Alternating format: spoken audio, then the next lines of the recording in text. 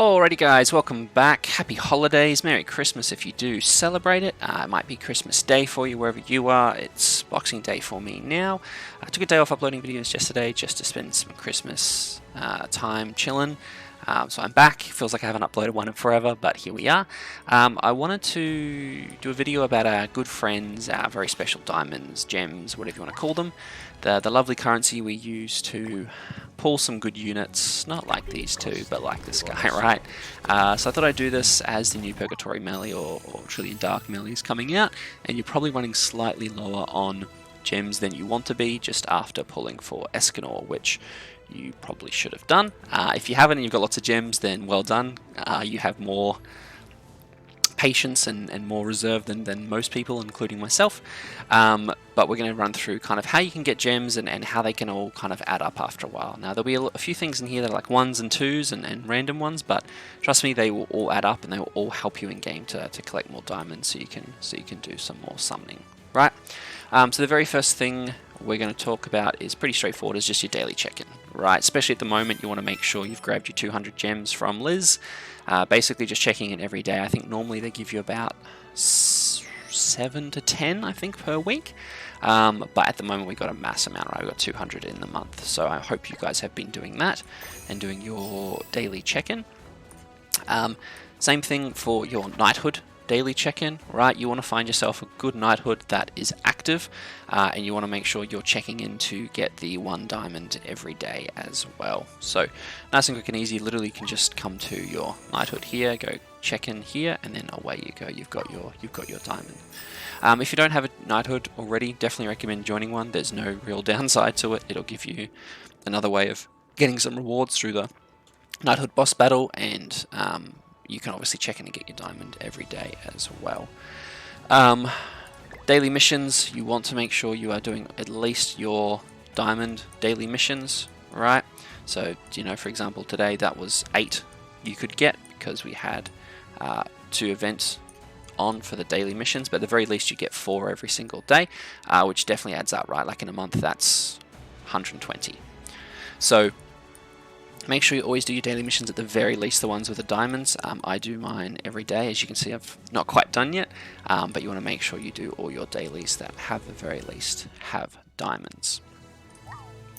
Another thing that you want to do, and this is probably more on a weekly consistent basis, but is PvP. So you want to pretty much make sure you're always using your PvP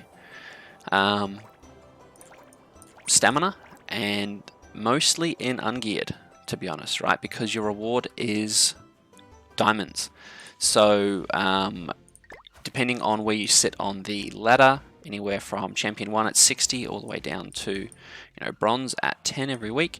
Honestly, you guys should all aim to be getting to at least champion 5 for 50 diamonds. It's not that hard. If you guys have decently built heroes, you can get there pretty easily, and those 50 gems every week will help you. I usually hover somewhere between the champ 1 to champ 3 depending on luck, how well I'm playing, all that kind of good stuff. So yeah, you basically want to make sure you're doing this every week to get your 50 gems, because that adds up very, very quickly.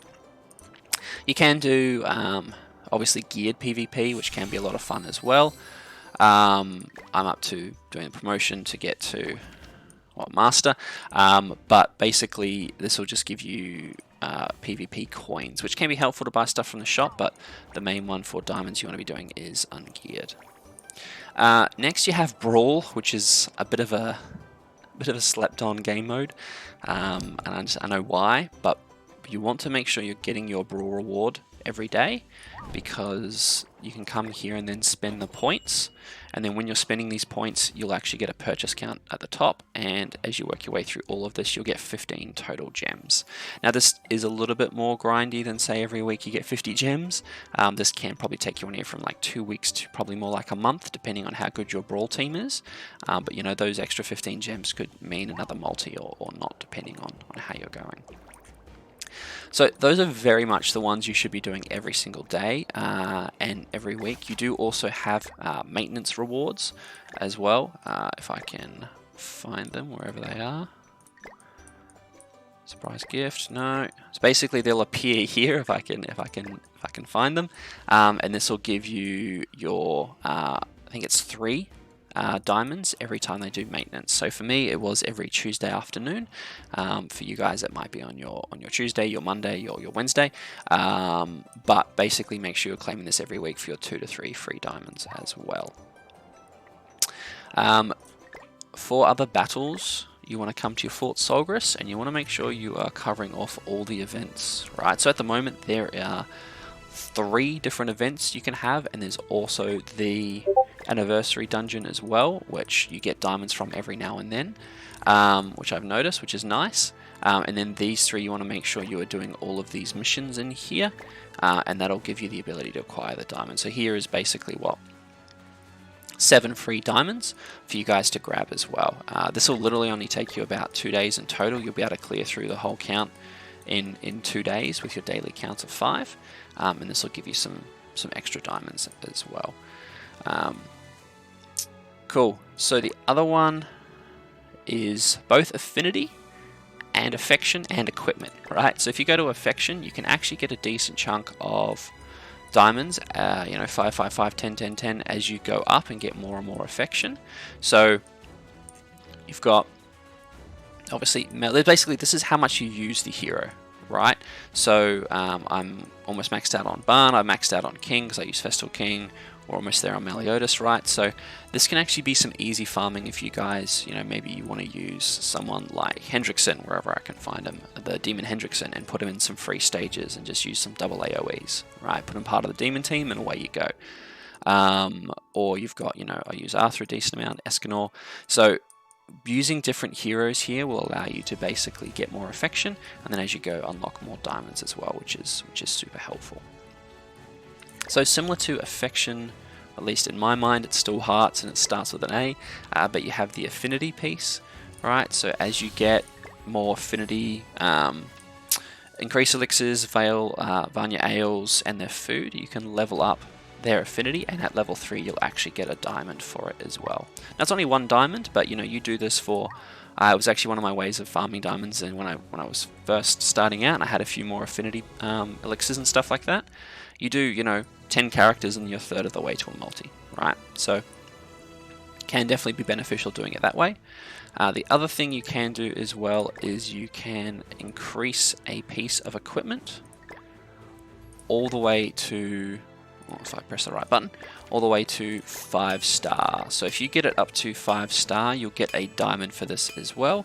The reason why this is, this is good, but it can be costly, right? It can cost you 2 million each time, 450 of these and 15 of these. So you'll get a diamond each time, but yes, it will cost you quite a decent chunk of resources and gold. So doable, but potentially be careful with this one.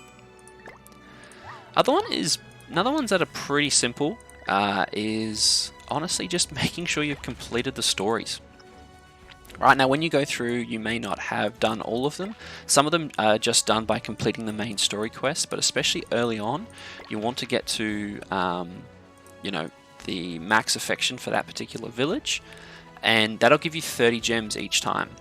So you can do that for all the way down across all of the main story, the side story, right? And also the cinematic story. So you want to make sure you go in here and make sure all of these are at 100% and you've claimed your 30 gems. This is a really easy way to absolutely smash through some gems if you haven't been doing this. When I first started, this allowed me to grab 1800 gems super fast. So this is not kind of a standard thing, and once you've done it, so you can't keep farming these, but you want to make sure that these are all done. And whenever they release a new chapter, they will have more stuff coming out for this, right? So I've got 30 gems. Once they finish off chapter 25, then they will give me 30 gems for that. And again, same thing for the Ragnarok and the cinematics as well. You want to make sure you've done those. Similarly, you want to make sure you've done pretty much all of the free stages, right? So on everywhere. So this is basically part of you going through and making sure you have five hearts on all the villages, but these actually all give you a diamond each, even the little Run Hawk event, right? So one diamond, one diamond, one diamond, one diamond, one diamond, all the way down, right, as rewards every time you do your first clear. So it's a bit, not really grindy. It's not like this game can be semi-grindy, but it's not really grindy. But basically just start in Chapter 1 of Vanya, and I would just go to all of the different free stage areas and make sure you've cleared all the diamonds from all of these, right? Because this can add up really, really quickly and give you a real decent chunk of gems if you haven't been doing this, right? So again, not something you do every single time, but something that once you've cleared it through will definitely give you a really big chunk. Next thing is I'm going to touch on the Tower of Trials, because if you haven't done this, then this is great for resources. Each floor basically has a different gimmick. I will be doing some videos on how to clear through a few floors at a time, but as you can see, right, we've got 40 gems here, we've got 30 gems here, 30 gems, right? So if you work your way and you haven't done any of these, then this will give you a real decent chunk of gems, as well as, you know, you've got level 5 equipment, you have SSR pendants, you have SA coins. So this is really wicked and can be slept on if you don't maybe know the gimmicks. But they basically, each floor has a different gimmick. Some of them are very simple, some of them are a little bit more tricky. But honestly, there's a lot of YouTubers who have soloed pretty much all of these with just Escanol, right? So they're definitely becoming easier as time goes on. But yeah, Tower of Trials is a really good way to get a lot of equipment. But also, the main thing we're talking about today is the diamonds and the gems, right?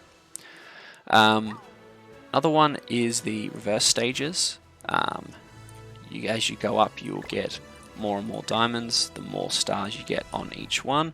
So I've finished Season 1, Season 2. I've still got more to go on Season 3 because I haven't leveled up Gerhard and Galland that much, right? But see, diamond each time. You clear each of these stages, and then you'll also get diamonds as you get more stars throughout the whole thing. So definitely give these a go. Some of them are a lot easier than others, depending on what you've leveled up and what you haven't. For example, I'm still on the special reverse stage. I still don't have Shin or Roxy, so I can't finish this last one. But definitely very doable and a good way to farm some diamonds. Again, some of these guys are obviously you can't do them multiple times. The ones you want to focus on, you know, doing daily and weekly are things like PvPs and your daily missions and stuff like that. That'll be consistently diamonds, to consistently get you diamonds. But this is a great way if you haven't done these things to increase what you get there. Another one is, depending on the events and the random activities that you have, you can actually get diamonds a lot of the times from the hunt event. You know, sometimes when they do final bosses, there'll actually be a reward of a diamond for each difficulty, like they did with the Tamil boss, right? Like the treasure hunt had them. I think this event boss had a couple when you first cleared them.